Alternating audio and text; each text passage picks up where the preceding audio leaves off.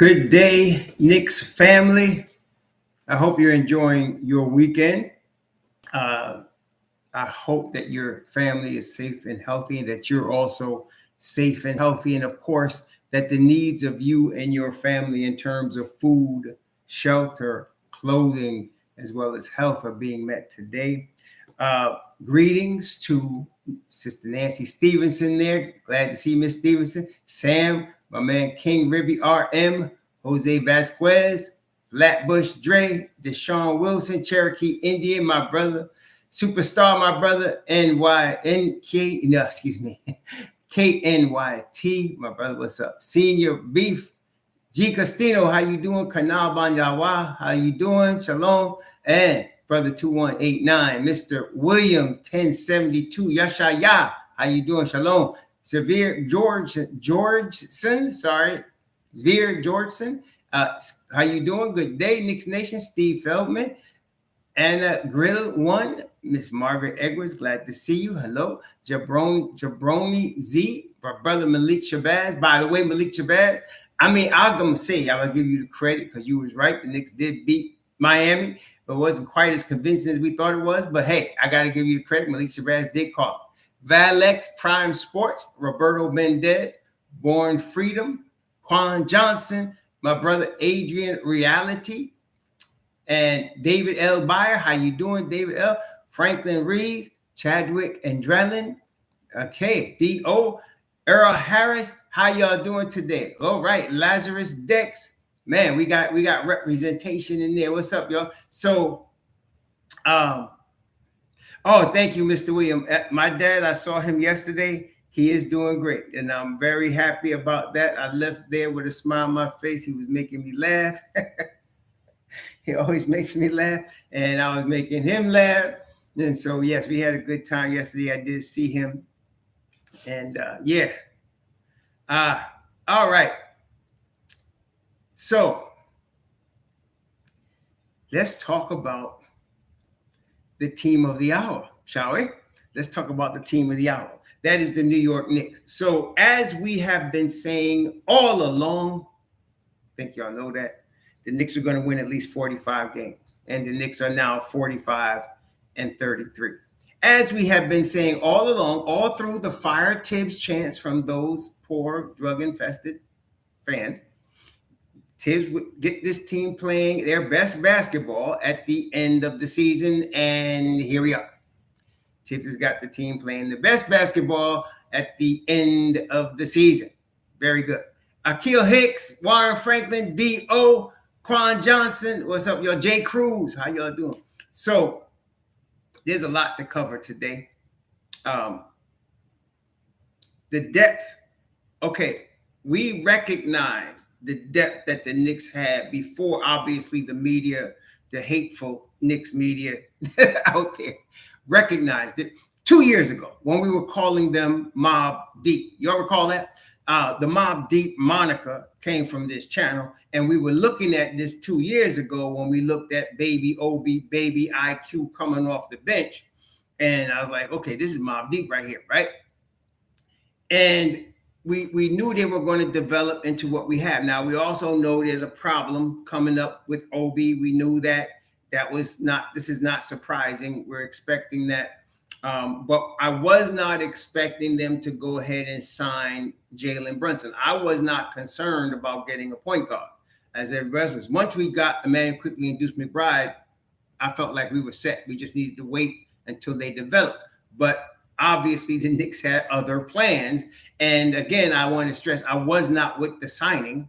And I definitely was not with no $100 million signing until, and that was the rumors going around a year ago, if you remember, from January of last year all the way through into the end of the season, that Brunson was coming to the Knicks, that it was going to be something close to $100 million. And I was totally not happy with that. I wanted Emmanuel Quickly to get the keys. Even though I'm Deuce Hop, I had to give it to Quick because of the head start he got and how talented he is. So when the playoffs came last year and Doncic got hurt and they started having to play heavier minutes for Brunson, and Brunson went off, I said, okay, 40 points in a playoff game. Okay, all right, we might have something here. And so that's what we got. So, and then generally speaking, like, the first player that really reminded me of this was Dr. J. Some of y'all remember Dr. J. I remember Dr. J.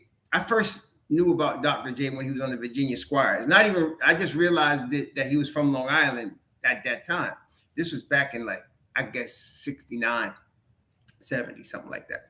And I was not really following the ABA. I was only about 8 or 9 years old. I was not really following the ABA, but my cousin was. My cousin Rory was. And he was telling me about the doc, right? And then my cousin Rory, at that time, Don Ryan was spending a lot of time at my cousin's house. Don Ryan was kind of taking my cousin under his wing, and Don Ryan was telling me about Dr. J, from Long Island and all of that. So then when he came to the Nets, it was a major big deal. Now, that's when I really started following the doc.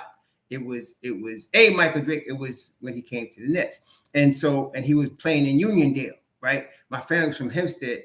He was playing in Uniondale. I don't know if it's still out there, but there's a Coliseum in Uniondale, Long Island, and that's where the Nets used to play. So at that time, I started following the doc. And what I noticed about Dr. J from that point all the way, and he was only like, I don't know if he was 22 then. He was all the way until he was like 30. I noticed this. As about a week in the season to go, Doc would go off. He would change. Like, he would flip a switch and go into playoff mode about a week before the end of the season.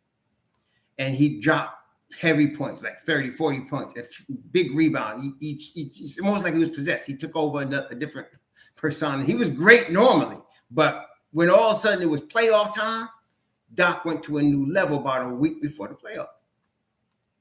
That's what Brunson did Friday. Is about 2 weeks before the playoffs. He had been out for several games. He comes back Friday, and he was already good, right? I mean, he was already good, but he just took off, like went off on Friday. I watched the game last night. I was like, whoa, he just went off. On a normal night, Cleveland wins that game. Because Donovan Mitchell was unconscious. I mean, you just see it? He dropped 40. He was unconscious last night. Okay? Unconscious.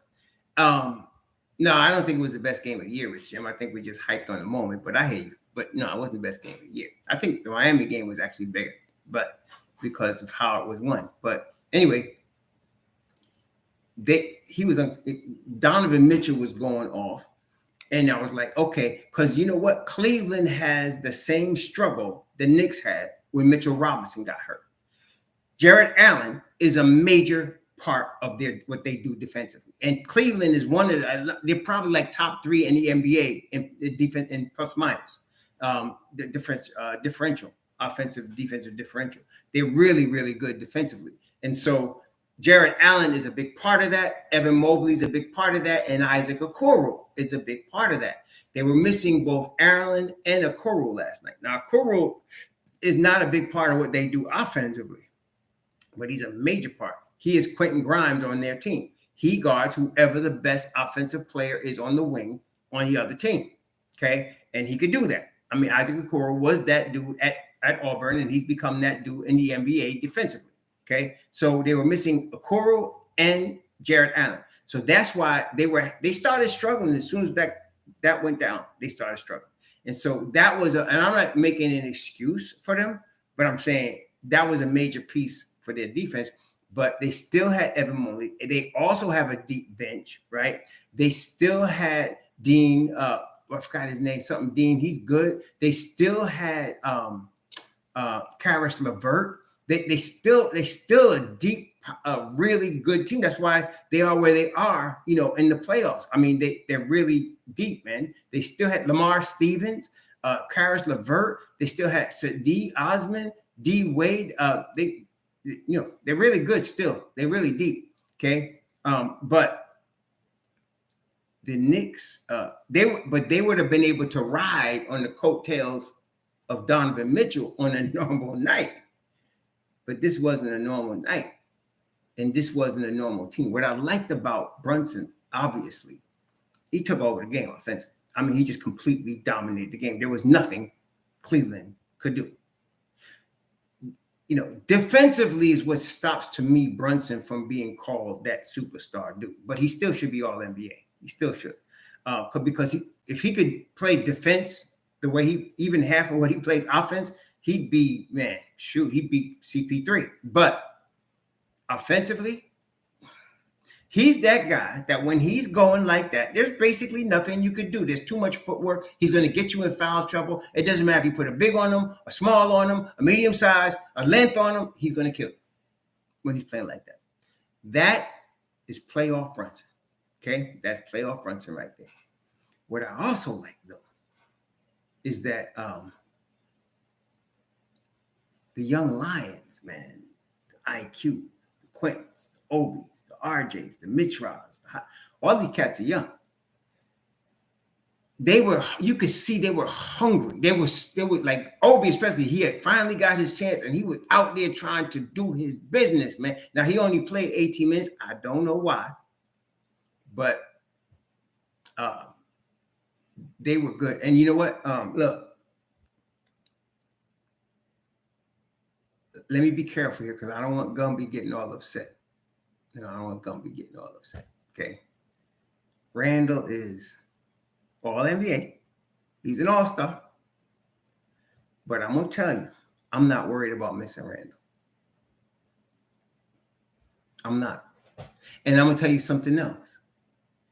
If they keep playing on this level and Obi gets more minutes, it's going to be an adjustment when Randall comes back. It's going to be an adjustment. Okay. It's going to be an adjustment because they move, the ball moves better. There's no drama. Now, that little scuffle on the sideline, I don't know how y'all felt, but I liked it. I liked it, man. I liked the scuffle. And you know what made the scuffle sweet to me? Was after the scuffle, when RJ came to Obi and you heard, and Obi said, I got you. I could read his lips. He said, I got you. And I don't know what RJ said in his ear, but they was tight after. Like, that's how dudes used to handle stuff when I was a kid. Like, y'all know, my best friends, I got two dudes, they're brothers. And they're like brothers to me and my brother.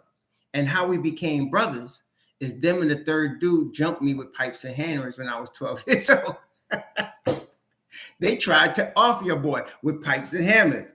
And we fought and we scuffled and we warred. And then after that, we became tight. Okay. And that's how dudes handle it. Sisters handle it differently. They don't just say, I'm sorry, and it's over. I mean, your sister, I'm just saying, it ain't like that. With dudes, once you fight and you get that out, that's it. It's over. Okay, it's over. All right. And so what was good about Obi and RJ. That's what was good about Obi and RJ. Okay. And they got it out. And I don't even know what it was about. Honestly, I don't know what it was about because both of them were playing very well Friday night. Both of them played. I think Obi actually was, if I look at the stats, well, he seemed to be more efficient to me. He seemed to be very efficient. He was a little bit slow on defense, but yeah, you got to give him a chance. But Obi played 19 minutes. He was 5 of 7 from the field, 2 from 3. He didn't get a lot of rebounds and stuff, but he was -4. But he didn't get a chance to really get off at 19 minutes. But I'm saying they both was playing well, you know. And let me tell you something, man. RJ plays better when it's team-oriented. When it's a more team-oriented game, like in other words, and I'm not blaming Tibbs. See, some of y'all take opportunities to crap on certain people you don't like already, but I'm not blaming Tibbs that he has isolation set up for Randall and Brunson. As I said, Brunson is that dude, right? So you want to get mismatches with Randall and Brunson. That's what you want to do. And that's what Tibbs does. He gets mismatches with Randall and Brunson, okay? But when they're playing a more balanced, team-oriented style, RJ plays better, okay? Just all around. Especially when Mitchell Robinson's out there, RJ plays better on both sides of the basketball. There's just no doubt about that. So you're getting a better RJ, okay? To be looking at how many rebounds Obi Toppin had, you need to stop looking at high school basketball. This is the league, brother. Okay. Obi's forte is not going in and banging. He is a speed demon. You need to understand that. And when he gets more of that ball movement and he gets more minutes, you're going to see that speed. You know what? Some of y'all just don't know basketball. Forget that. You're going to look at the stats and say, oh, yeah, one rebound. What kind of... First off, there was a guy. See, I like to talk history because I remember it. Akeem Olajuwon. If you're a Knicks fan, you remember Akeem Olajuwon, right?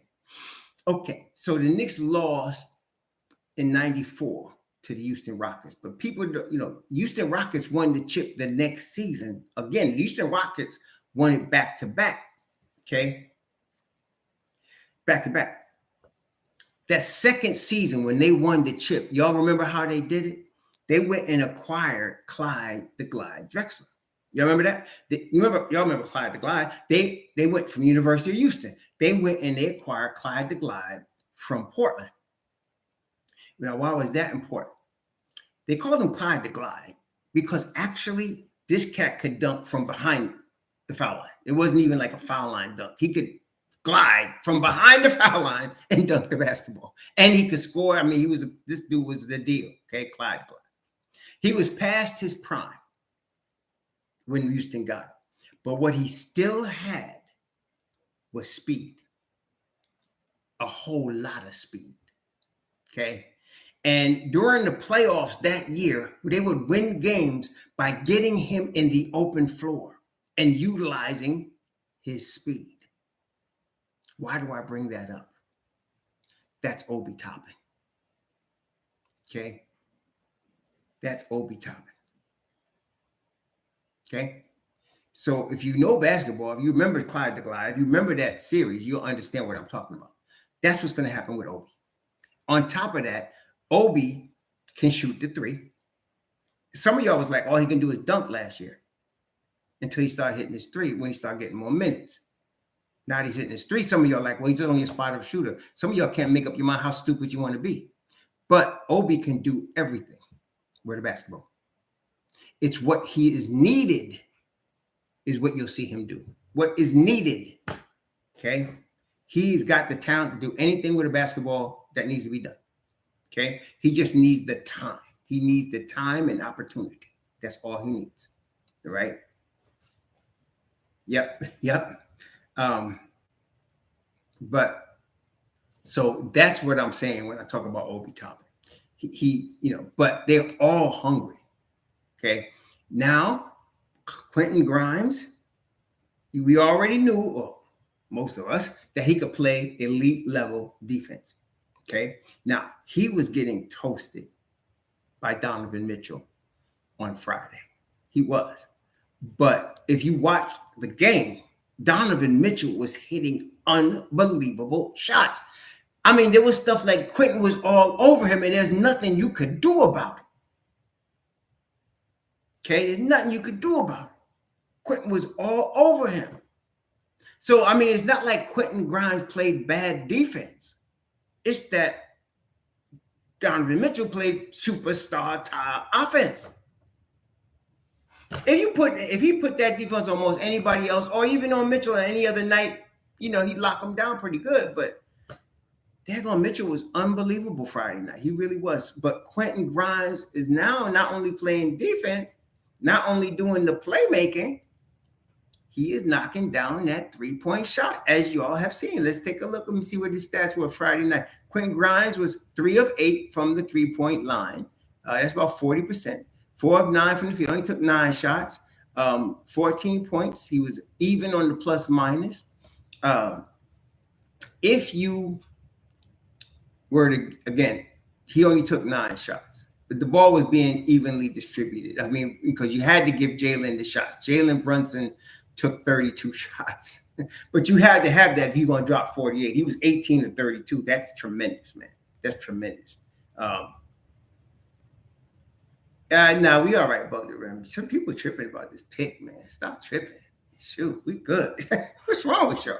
If we get a pick, we get a pick. If we don't, we don't. We good. Believe me, we good. We ain't worried about it. But yeah, because Brunson was balling, you got to give him the basketball. 18 of 32 is crazy, man. That's crazy. He was shooting. So they were feeding Brunson, and he was doing his thing. So, but other than Brunson, the ball was being evenly distributed. I mean, 7 shots for Toppin, 5 for Mitch Robb, 17 for Barrett, 9 for Grimes, 16 for Quickly, 4 for Hart. You know, McBride had 1 shot. Everybody was getting a little bit in it. They had 24 assists, which is okay. I mean, for the Knicks, that's okay. It's not the greatest one, but it's not even NBA average, I don't think. But for the Knicks, who really get down in the teens on the assists, is pretty good. They only had 7 turnovers. It was tremendous, man. I mean, the Knicks played really good ball. Yeah. So that's what I'm saying. So Grimes was playing good defense. It's just that sometimes, you know, this is the league, man. You got the greatest players in the world, and you got guys that's going to do what Donovan Mitchell did. Period. This is what it is. Okay. And like you pointed out, somebody pointed out, Ernest, I think you pointed out, Brunson was toasting Mitchell. Or whoever was trying to guard him all night long. And they kept putting, what if you notice what Cleveland did, they put different players on it. They had Mitchell on them, then they tried to put they had Lamar Stevens on them, Garland guarded him a little bit, LeVert guarded him. It didn't matter. It didn't matter. They really missed Okoro in this game, I will say that. And they missed Jared Allen. So when we face them in the playoffs in 2 weeks, those 2 guys are going to be there. Randall will not be there. You know, in the beginning of that series, I don't expect Randall to be back. I don't expect Randall to be back probably until probably that next, you know, the first 2 games are in Cleveland. I don't expect Randall to be there until they return to the Garden. You know, I think he'll probably be back for that. Okay, that's it. But I don't think we're gonna get Julius Randle. So the key thing in terms of the playoffs, y'all, is can we get a split in Cleveland in the first 2 games? That's key. If we can get a split in Cleveland coming back to New York, and then we're getting Randall back, that's going to be key here. And I think we could do that. Now, what's going to be very interesting, Dio, as you bring this up, the trade of Randall, if we trade Randall, what's going to be very interesting is if Obi does get 30 minutes and he shows up, he drops 30. Now, big questions are going to be asked. What would y'all do? Okay, let's say Obi starts, you know, let's say against tonight, let's say going forward, next 4 games, 5 games, he averages 25 minutes a game, and let's say he averages 20 points a game. What do y'all want? What do y'all think? What would y'all do? Would you trade Obi this offseason while his value is high? Or would you trade Randall while his value is high? What would y'all do? What would y'all want to do? Now, the thing is that if you want to look at it, I want to look at it. Let's try to be objective, okay? Let's take our feelings out of it and let's be cold-hearted, Danny Ainge style, cold-blooded. All right. Let's talk about, like, let's talk as if we're Usai Ujiri or Danny Ainge. You know, cold-blooded, straight. Don't care about your feelings. Okay. Now, you got to look at it. First of all, let's look at it financially. You're not going to pay Obi Toppin $100 million, right? So if you're able to trade Randall and get picks for him, you're going to save money, right? Because you're going to have Obi at a cheaper rate. I mean, that's just facts. I'm not even, right? You'll agree with that part, right? I mean, that's not even an opinion. If you trade Randall, you probably won't have to pay Obi more than $80 million. You're probably going to keep him in the $60 to $80 million range, and he's going to now be your starting power forward. And I think that's about, let's call it $72 million. Let's say you pay Obi $72 million because now he's your starting power forward. You're saving $30 million off Randall, right? You're saving maybe more than that because he gets bonuses based on all-star appearances and stuff. So you're saving some Randall money. Okay, that's a plus. On the minus side, let's be real, Randall has been an all-star in 2 of the last 3 seasons. Randall has shown the ability to take over a basketball game. Okay, that's fair. We're not even guessing. That has happened. Okay, we're not guessing. That has happened. I mean, we've all seen it. Okay. So you might not want to trade what you have as a known commodity versus what you don't know you have in Obi Toppin. Not only that, Obi Toppin is 25. He's about ready to start playing. If you're a team that's out there looking for a starting power forward, you can get a young dude on a cheap salary with high upside. So that favors the trade of Obi. And maybe you can get more assets back for Obi. So that's what I'm saying. You got to weigh it. You got to weigh it. Okay, here's another one. Obi brings a high level of joy and energy to the Knicks on a regular basis. Randall is more of a brooding type of dude. I mean, right? That's more of an opinion on my part. You tell me what you think. I think Randall is more of a brooding type of guy. He's definitely more moody. Okay. Obi is always bouncy, joyful, happy, bringing that energy. Even when he's mad, he brings that energy to the Knicks. Always. Okay. So therefore, as far as locker room, you probably want Obi, right? If it's locker room, you probably want Obi. Now, that's the dilemma. Now, what will the Knicks do? I don't know. I really don't. I can see sometimes I can look at Leon's patterns and tell you what he's going to do. And I've done that. Y'all seen me do that. When the pick of Grimes came and Deuce came, and I told y'all they're gonna want these dudes. And I told y'all they're gonna play. And they did, right? So I can sometimes look at Leon and the dynamic with Leon and Tibbs and tell you what they're gonna do. In this case, I could not tell you what they're gonna do. Because it is Leon that drafted Obi. Worldwide West, according to Ian Begley, is a big fan of Obi Toppin. Obi Toppin is cheaper. If Obi goes off in this next 4 games, there's going to be some questions asked. Okay. And there's going to be some decisions that need to be made. Now, in far as his contract, the Knicks don't have to extend him this year. They could wait until next summer to extend him. Okay, they don't have to extend him this year. And any extension given to Emmanuel Quickly will not count against the cap until next year. RJ's money is going to count against the cap this year, but not IQ's. Okay, and they can move Evan Fournier's contract, but the question is who they moving it for. Are they moving it with Randall? Are they moving it with Obi? Who are they moving that contract with? For. We'll see. But so yeah. But I'm going to tell you, I am not worried about the Knicks over this next 6 games, including the playoffs, without Randall. I'm not worried about them without Randall. Not with Obi, not with IQ, not with Quentin Grimes, not with Brunson, not with Mitch Robb, not with Josh Hart, by the way. They gave a first-round pick for Josh Hart.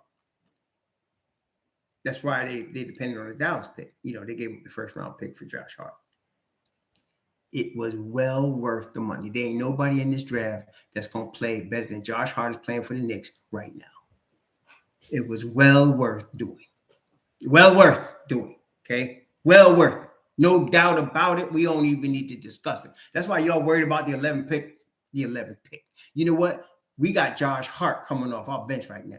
And that makes us probably one of the strongest benches in basketball, okay? When you add Obi with that, IQ with that, Josh Hart with that, then you put Deuce in it. Now, look at the 9-man rotation. Brunson, IQ, Quentin Grimes, Obi Toppin, RJ Barrett, Mitchell Robinson, Isaiah Hartenstein, Josh Hart, and Deuce. That was your rotation Friday night. Okay, that was your rotation. And they played ball, man. They played ball. They was balling, y'all. They was balling, man. And the thing is, what's scary, and I'm almost afraid to say this. I really am almost afraid to say this, to be honest with you. I believe we can get this regularly from Brunson without Randall. If he's not hurt, I'm saying. If Brunson is healthy, I believe we can get this regularly from him. I'm not saying he's going to score 48 a game, but a dominant offensive player. I think we could get that. I think we can get that on a regular. Okay. I'm not saying, like I said, I'm not saying on average 40 a game, but I'm saying he can cause teams to make major adjustments to try to stop him. And brethren, in them trying to make major adjustments to try to stop Jalen Brunson, don't you messing around with Grimes? Oh yeah, and Mitchell Robinson. Oh my gosh! Wait, Mitchell Robinson, man. Somebody that wants to read stats, read this brother's rebounding numbers: 14 boards, 9 on the offensive end. 14 boards, 9 on the offensive end. And you know, it was about a year ago, all of these so-called experts, I don't know if he's worth more than 12 million. You remember that? I don't know if he's worth more than 12 or 13 million. Maybe they need to sign Mitchell Robinson to the mid-level exception. Y'all remember that? See, I don't forget that stuff. Y'all are dissing my boy. And I was telling y'all, forget. Telling you, better keep Mitch Rob. Then they signed Hartenstein. Better watch out. Hartenstein will take his place. Yo, I know the crack is strong out there, man. I know I heard, you know, people die from fentanyl poisoning. And I know some people mess with that stuff. And I'm telling y'all, leave that stuff alone. It's no good for your mind.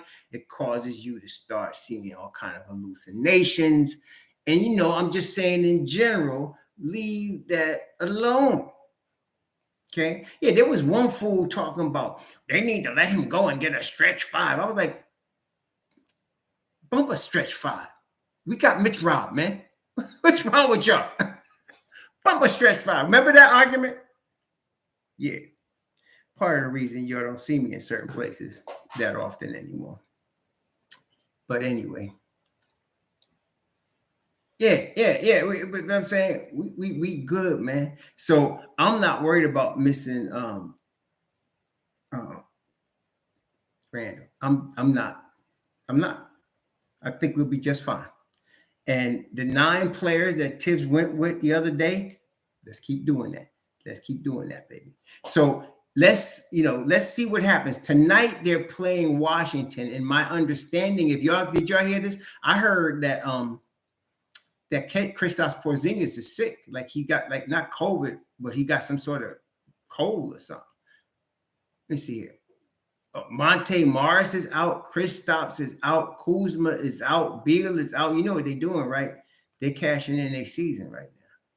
They're cashing in their season. Thank you, 21. They need to stretch those legs. Talk.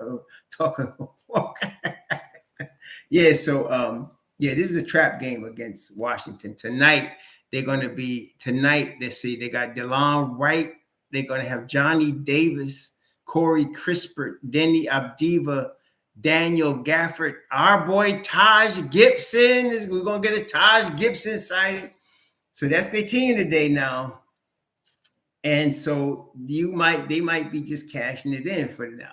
I heard, did y'all hear? I read somebody wrote, I don't remember who it was, that the Wizards are in serious talks to re-sign both Kuzma and KP.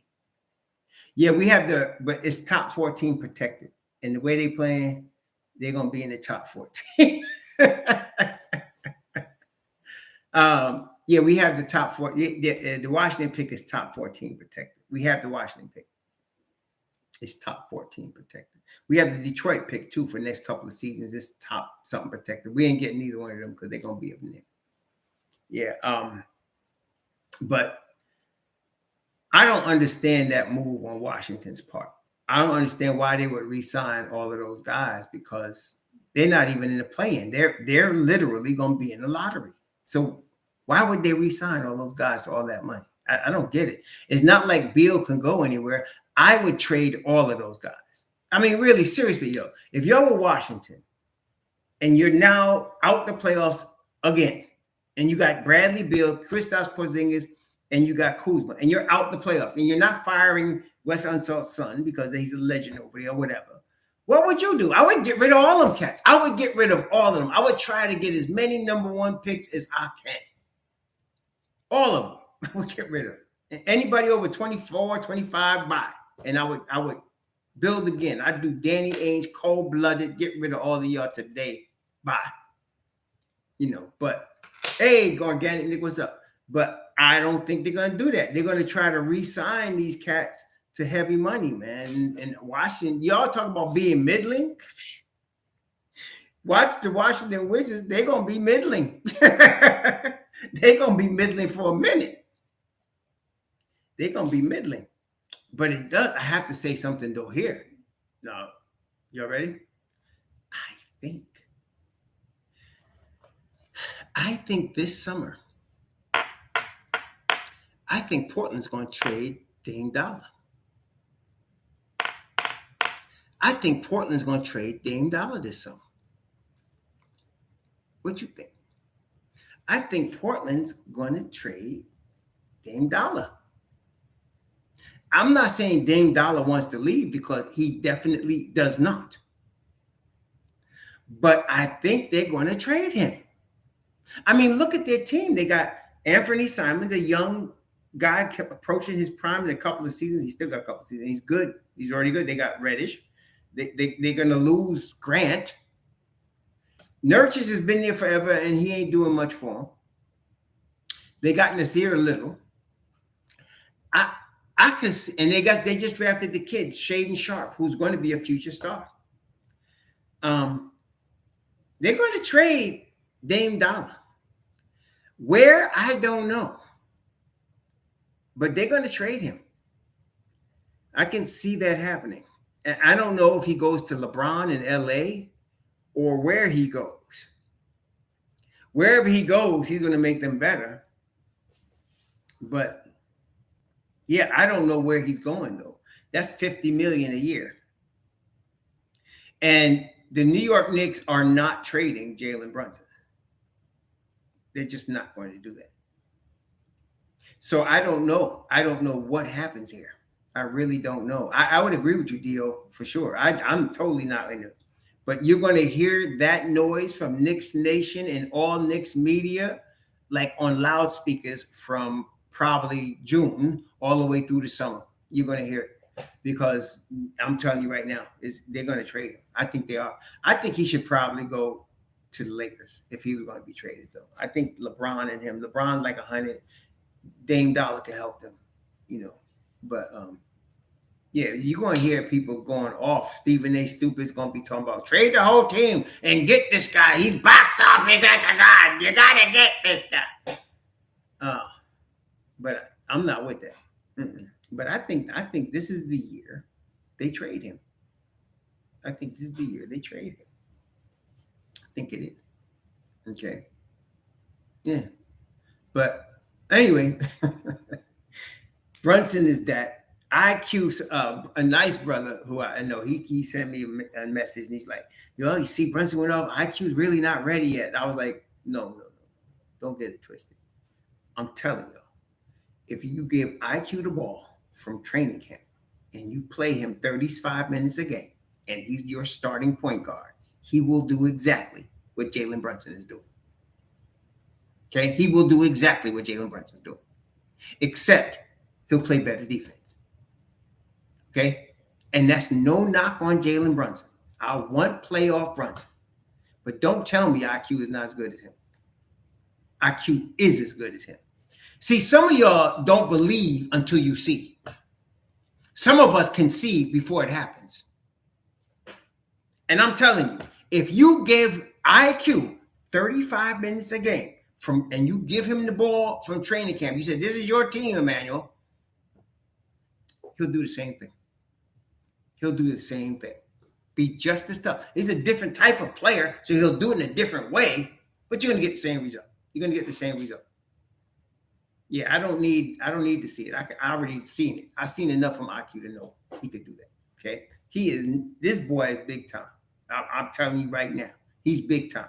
As a matter of fact, I doubted how big time he could be last year. I did, because I saw how Tyrese Maxey was just going off. But of course, Doc Rivers almost gave Tyrese Maxey starters minutes from the beginning, right? Which is rare for Doc Rivers. But now I'm seeing Maxey and IQ as the same. Okay, I mean, I don't see any difference. And that was the key thing too at Kentucky. At Kentucky, they were virtually the same type of player. And IQ was SEC Player of the Year. Well, Maxey was that dude too. And I see them very similar even now as they're maturing and they're only 23. You know, these kids could play ball at a very high level, all-star level, both of these kids. So yeah, I'm not buying in this, you know. And again, some of y'all, I understand. I love Brunson. I love Brunson. Okay.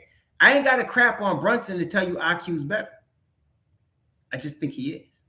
Cherokee Indian, RJ's game will take a significant jump without JR. $2. I think so. I think I don't know how much of a jump, but I know he's going to be a better ball player, a better two-way basketball player. That he's going to be because he plays better in the team concept. RJ plays way better in the team concept. You know. How tall is Maxey? You should prefer Maxey's size. How tall is Maxey? Maxey is about 6'3", isn't he? I thought they were about the same size, right? I mean, right? Let me see. How tall is Maxey? Let me take a look. I'll tell you right now. You talking about the size? I don't know about that. Let me see. How tall is Maxey? Maxey is, let's take a look at this boy. How tall is it? Tyrese is 6'2", yo. What you mean? Yeah, he's 6'2".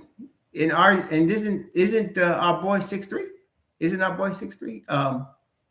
Isn't IQ 6'3"? I thought he was 6'3". Isaiah. Where is that? Isaiah Clay. Quick, where you at?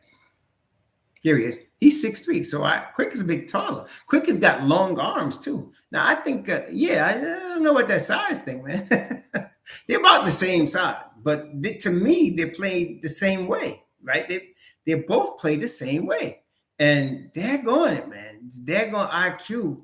I'm telling you, he would do what Maxey's doing, and he would do what Brunson's doing if given the same opportunity and responsibility. He would. Okay? I'm telling you now, he would do it. He's that good.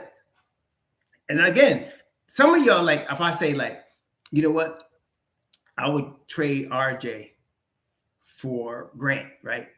Some of you are like, yeah, do it because RJ too inconsistent. RJ stink. RJ, it ain't like you got to crap on RJ to justify a trade. Some of y'all, I don't know why you do that. You think you have to justify the trade by crapping on a player. You don't have to do that. Okay? Sometimes a guy is good, but another guy fits better. That's all. Yeah, you're right, Dio. You're right. You're right. I got to remember that. I can't always see everybody's age. You can just tell by how they talk, right? But you ain't got to crap on a dude to justify trading him. It's just sometimes it's just a dude that fits better. That's all. It's not even no slight. Like I said, it's no slight on Jalen Brunson. Jalen Brunson's a great offensive player. No doubt. No doubt. And he's a clutch. He's got the clutch gene. He's definitely the assassin. But I'm telling you, if you give IQ all of them minutes and all that responsibility, he's better. He plays two-way basketball way better. Way better. And he put the same numbers up. He would. I'm telling you. He would. Okay? You know what I'm saying? So, but IQ, you know, we got him right now. IQ is a starter playing off the bench, as is Obi. These two guys are starters playing off the bench. So for this season, we in good shape, y'all. For this season, we in good shape, man. Yeah, Luka, I don't know what's going to happen with Luka. You know, I really don't. I consider Luka a basketball savant, but I'm not giving up half my Knicks team for him. Not right now. Maybe 2 years ago. Yeah, I consider Luka a basketball savant. Really, I do. He's a basketball genius. But I'm not giving up my team for him. I'm talking about somebody that like to argue with the referees all the time. Anyway, yeah, he is. He ticked off, man. I don't know what they're going to do. Poor Kyrie, though. Every place he goes is a drama-infested mess, man. And I'm not blaming my brother. I mean, he did bring some of it on himself. But every time he goes somewhere, it's a drama-infested mess wherever he goes, whether it's Cleveland or Boston or New York or Brooklyn now or Dallas. Oh my gosh, this poor kid. I don't know what it is, Dio. I don't know what it is. And I personally like Kyrie as a man. I like Kyrie Irving. I do. So I don't know what it is, man. It's just right, Jose. Bad karma. I don't know, man. Daggone. Shoot. Yeah, but Mitchell Robinson, speaking back on Mitch, some of y'all like, nah, you can't pay him. No, $15 million, that's too much. Oh man! And the minute he sprains his ankle, oh, he's injury prone. See, he's injury prone. I told you he was injury prone. What the hell, man? Anyway, Mitch Rob just turned 25. Mitch Rob ain't in his prime yet. Mitch Rob is the anchor of the New York defense that's right now ranked 8th in terms of point differential. They're the 8th best team in the NBA in terms of point differential. Okay? The Knicks are about 12 points a game better when Mitch Rob is on the floor. Okay? Than when he's off the floor. He's got the biggest point negative, positive negative differential this side of Deuce McBride. Okay? So you need Mitchell Robinson, and you are glad you got him right now, especially Friday night with no Jarrett Allen. They had no answer for Mitchell Robinson.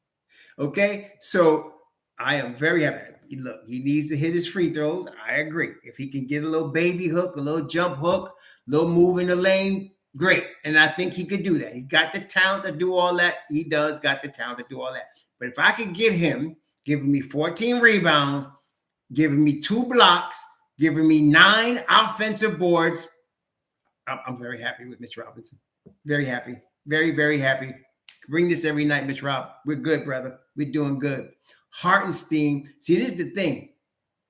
Hartenstein and Josh Hart are playing the perfect position and minutes that they should play. This is what I'm saying. Between Leon Rose, the Don, and Tibbs, they got this thing down to a science because those two dudes, they should not be starters. Neither of them should be starters. Anybody thinking they should be starters is like Dio said, you must be some child or you want some heavy drugs and you need some problems. But as bench pieces, they are the perfect bench pieces for a playoff team. Okay? Hey, Chris Hauser. Every time I see Chris Hauser, I think of Paulie Walnuts. Remember he showed up at Coach Hauser's house with the big TV in Sopranos? He said, well, hey, I'm looking for Coach Hauser.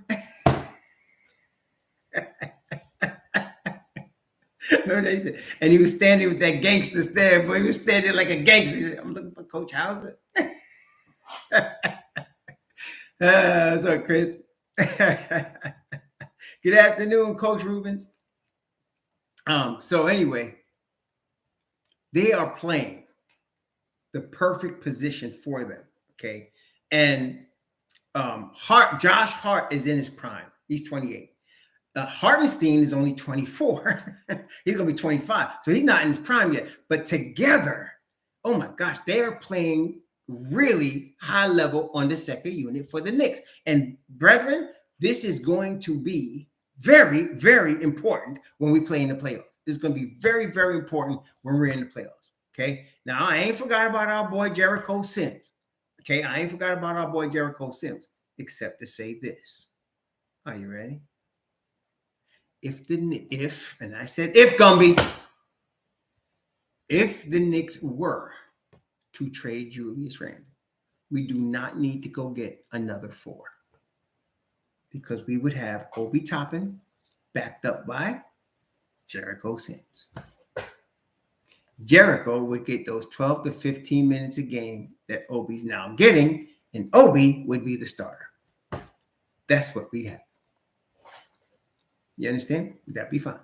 Or KP, but Jericho is already signed for 3 years, $6 million. He's just in the first year of that deal. We got him locked in for 2 more seasons at $2 million per. You can't get any better than that. The Don would love that. You're getting high production from a guy you drafted at the end of the draft, and you're only paying him $4 million for the next 2 years. That would be a steal. See, that would be a steal. So then you'd have Obi Toppin locked in probably for 72 million for 4 seasons at 18 per. You probably have either a team option or a player option if you're the Dom, and you got that settled. Then you got your backup, you got your power forward spot locked down for 2 young players for cheap money. That's going to still, you're not losing anything. You're going to keep going. You're going to keep on going. See, got that. So that's what I'm thinking about in terms of Jericho. But that only happens if Julius is moved. If Julius is not moved, let's talk about that. If Julius stays, where I'm going to tell you is a 90% chance we lose Obi Toppin.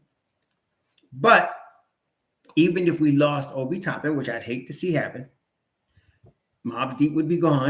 That's my Mobb Deep dude, him and IQ. But if you lose Obi, you still have Jericho Sims as your backup 4. Tom Thibodeau's already mentioned Jericho Sims as a 4. He's already done it. Jericho already mentioned playing 4.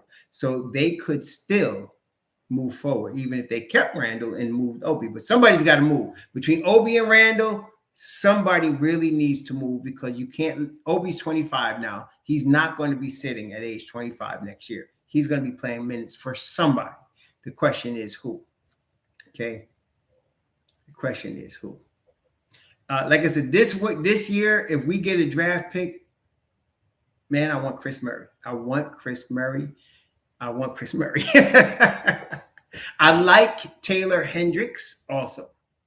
I like Taylor Hendricks. Those are the 2 guys I really like, Taylor Hendricks and Chris Murray. Now, Taylor Hendricks has moved up the draft boards, man. I mean, he's moved up. I had him coming in around 18 earlier this season when I picked him up, when I told y'all I liked him back in January.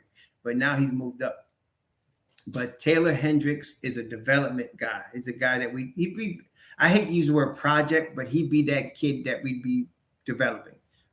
Whereas Chris would also, but Chris would be more ready to play now. He's 23 years old. He'd be more mature and ready to play now. His game would be more polished. But I like those 2 kids. If we can just get one of them. We got to re-sign Josh Hart. But look, we're going to be jumping. Jalen Rose's $15 million is going to be gone. I think somehow the Dons got to figure out how to get Evan Fournier's $19 million out of here. Those money's got to be gone. So you're talking about $34 million. So you got enough to re-sign Josh Hart. I don't think Hart gets more. I would be surprised really if he gets more than $15 million a year. I don't think he should. I think he should get just about really 13 or 14. He's getting 13 now. I think he should still get 13, but just get it over a longer term. So I'm thinking I would give him probably 64 million. Yeah, and that's high. I would give him 64. I hate to do that. I would want to give him about 56 million over 4 years. That's what I would do. I would give him 56 million over 4 years. I would give Hart that. I think he should take it and run. No, Wemby. What are you talking about, Wemby? Wemby's the number 1 overall pick. The Knicks are not getting a number 1 overall pick. This is the Raw Hebrew Remnant channel. This is not NBA 2K. If you were looking for NBA 2K, maybe go and check that out. But no. Yeah, so I'm not. Don't worry about Wemby. I'm not worried about Wemby. Wemby's whatever he does, whatever. Okay. All right. I'm not worried about Wemby. He's out of our range, It's like, oh, I see. Okay, Gerald, I got you. No, I got you, Gerald. Sorry, I just see the comment. So I'm like, anyway. So April Fool's joke, yeah. So anyhow, right now I would just get Chris Murray if I could, but I don't know. Dallas right now, if the season were to end today, Dallas would be getting what, the 9th pick? The 10th pick. Dallas would be getting the 10th pick. Let me ask you all a question. 2 questions I got for y'all in the chat. You ready? 2 questions I got for y'all in the chat. All right. First question. Why is it people say the Knicks haven't clinched a playoff spot yet? I don't understand it. Y'all, hey, organic. You understand that? I don't understand that because I'm looking at the standings and there's 4 games left, right? And so if the Knicks lose all 4, they're 45 and 37. If Miami wins all 4, they're 45 and 37, and the Knicks own the tiebreaker, right? I mean, right? Am I looking at that right? No, but no, let's just say they won. The Knicks own the tiebreaker with Miami, don't they? Oh, they don't? I thought the Knicks won 3 out of 4 for Miami this year. Didn't they? I thought the Knicks. Oh, but they're not in the same division, though. Are they in the same? Hang on, let's take a look. Are they in the same division? Let me see. I thought they was in 2 different divisions. Let's take a look. The Atlantic Division. No, the Knicks and the Celtics are not. I mean, the Knicks and Miami. Miami's in the Southeast Division, and the Knicks are in the Atlantic Division.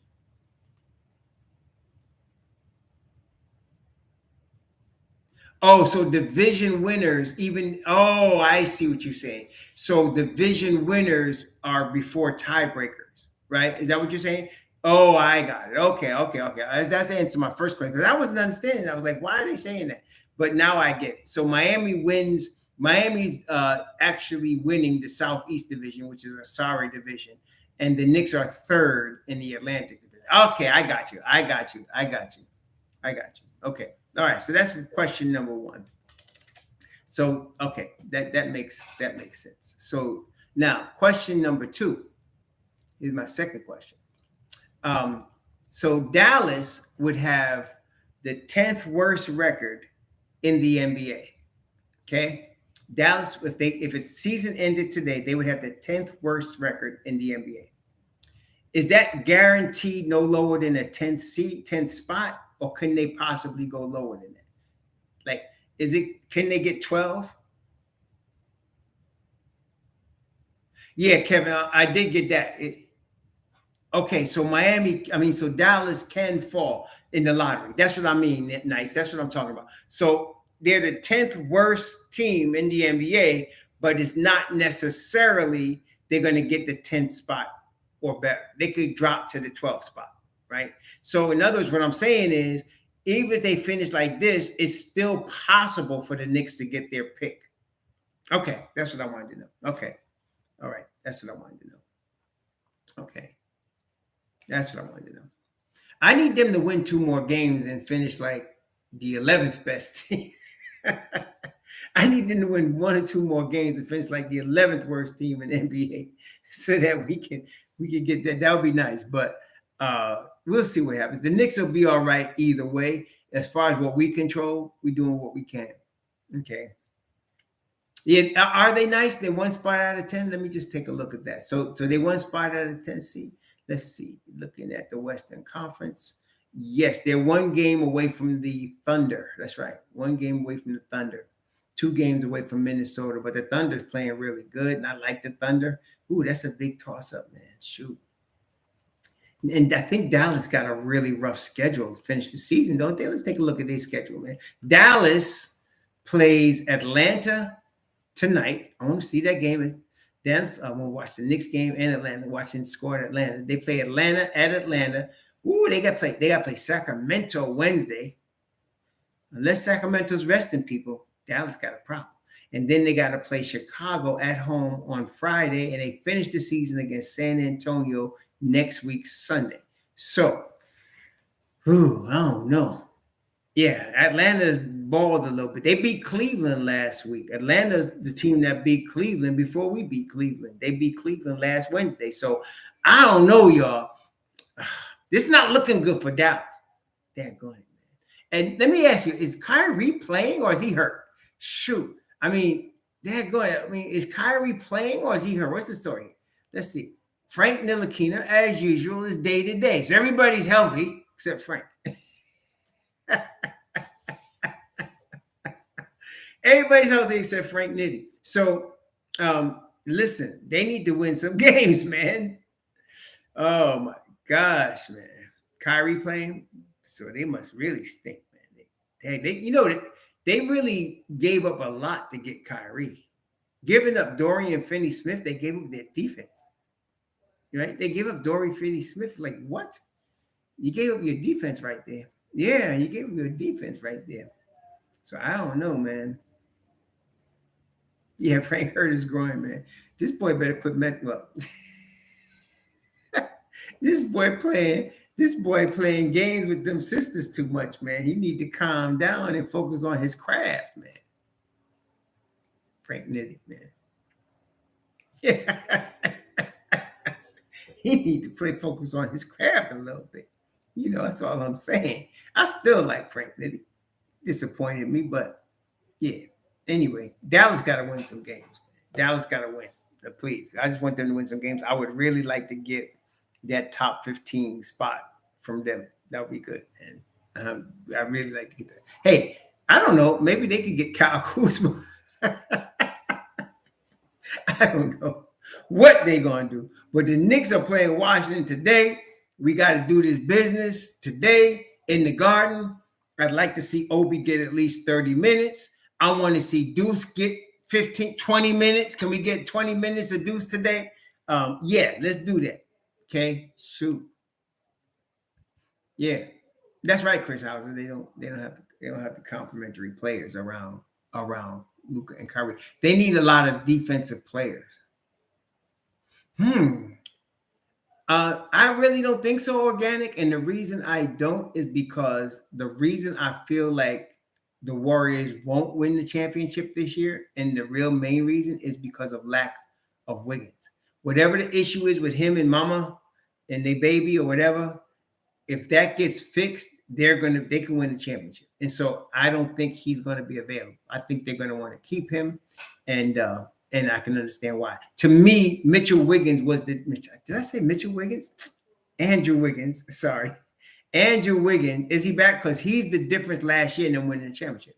That's why his level of game has went up. And he's really that good, So he was always good, but his game has matured, and playing with Hall of Famers that helps. So, I keep calling him Mitchell Wiggins because of his dad, but he's not his dad. He is Andrew. So Andrew, yeah, is he back? So watch out if he is back, watch out for Golden State, because he's the difference. They got what they can get out of Steph, out of Thompson, but if you get Mitchell, if you get Andrew Wiggins back, they're gonna be tough to beat. Andrew Wiggins is really, really good with that team. So, yeah, I think they've been trying to reach an agreement, but the fact, unless they do Canal, until he signs on the dotted line, he's not with them yet. Yeah, I remember Mitchell Wiggins. He was one of the first players, aside with Michael Ray Richardson, that got banned from the league for drug problems. Mitchell Wiggins. Yeah. But yeah, Mitchell Wiggins, Michael Ray Richardson. There was a bad cocaine problem in the NBA in the 80s, and some guys died. Some guys died like Len Bias. And then there was suspect that Reggie Lewis died because of cocaine use, but that was never proven. But there was a couple of football players that died from cocaine, had heart attacks as a result of the cocaine. And Mitchell Wiggins was one of the guys that also, John Lucas also had a problem with cocaine. And, it was big. It was bad in the 80s in that regard. It was bad, especially when crack came out. It was bad. It was real bad. So Mitchell Wiggins got banned. And then when his son came out, yeah, I hear that. That's good. But it was crack at that time. It was really bad. It was bad. Crack came out and ruined a lot of lives, man. A lot of players' lives, a lot of people on the street ruined. Yeah, Andrew is way better than Mitchell Wiggins. I mean, then again, we could never know how good Mitchell Wiggins was going to be because of those problems that he had. But Andrew had more, obviously, success than his father. I mean, both at Kansas. Mitchell Wiggins was a great college player. And then at Kansas, and, of course, when he came to the NBA. Yeah, I think Andrew is better. Yeah. Yeah, Grimes is doing, man. Grimes, I told y'all I am not trading Grimes, nor do I want anybody taking his spot. If you're thinking about bringing in Grant to move RJ to the 2 and move Grimes to the bench, don't bring in Grant because I don't want nobody taking my man Q Dog's spot. I would rather trade RJ Barrett than Quentin Grimes. I favor Quentin Grimes higher than RJ Barrett. And again, I'm not trying to crap on RJ Barrett. No knock on RJ Barrett. But if you're going to tell me I got to choose one of those two cats, give me Q Dog 7 days, 24/7. Okay? No doubt, no doubt, no doubt. Give me Q Dog every day of the week. That's all I'm saying. Shoot. And again, I'm not trying to crap on RJ Barrett. I love RJ Barrett. RJ Barrett is a Knick. He wanted to be a Knick. RJ Barrett's going to be a star in the future. Q Dog is ready right now. That's all I'm saying. Q Dog is ready right now. That's all I'm saying. Yeah, RJ Barrett, his father. Yeah, I don't know if his father played at St. John's. I don't even remember him, and that's how. And I followed St. John's ball, during when Chris Mullin was there, Reggie, when Jackson was there, and when even before that, they had Hawk there. They had they had Walter Berry. I remember all them cats, man. Mark Jackson was there. I remember them, but I don't remember. I kind of remember them, but not really. Remember Willie Glass? I mean, remember Willie Glass? Willie Glass jumped through the roof, man. They had a squad, and I remember St. John's, man. Lou Conaseca and them stupid sweaters. Man.